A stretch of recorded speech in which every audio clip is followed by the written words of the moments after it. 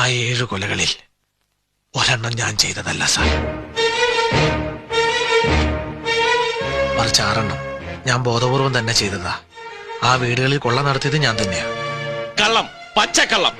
6 അല്ല 7 ഇവൻ തന്നെയാ ചെയ്തത്. എന്നിട്ട് ഇപ്പൊ തെറ്റിദ്ധരിപ്പിക്കാൻ വേണ്ടി. Please let him complete it. പറയൂ. ഇങ്ങനൊരു രഹസ്യമല്ല, സത്യം.